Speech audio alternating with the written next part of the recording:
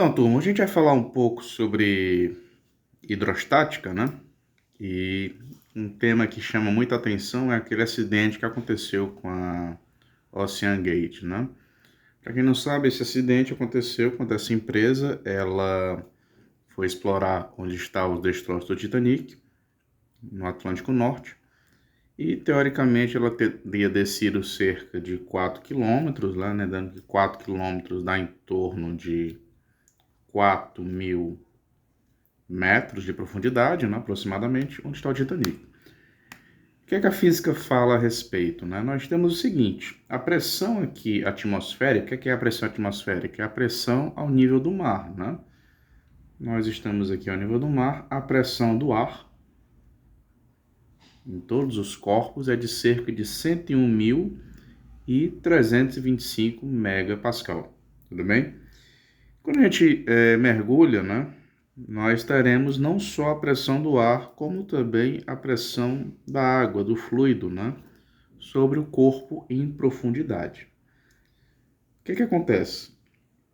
O objeto em questão, que é o submersível, né, onde estavam os bilionários, os materiais da estrutura, né, teriam que suportar a pressão a cerca de 4 quilômetros de profundidade, ou seja, nós temos aqui centenas de milhões de quilos, né, de água, né? Ou seja, uma pressão gigantesca. Não se sabe ao certo se houve o esmagamento da estrutura a 4 quilômetros ou a 1 quilômetro, ainda está tendo a investigação. Mas, infelizmente, houve a fatalidade.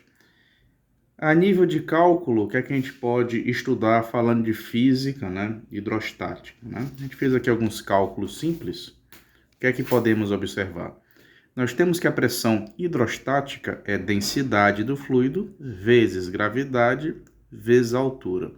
Então, para os nossos cálculos, a densidade da água vai ser 1.000 kg, né, por metro cúbico, né, volume, densidade é massa sobre volume, daí vem o valor quilograma, volume metro cúbico, a aceleração da gravidade, que é a aceleração com que os corpos eles descem aqui no nosso planeta Terra, é de cerca de 9,8 metros por segundo ao quadrado, e a profundidade que fizemos os cálculos seria, supondo que o Ocean Gate ele chegou nessa profundidade de 4.000 metros.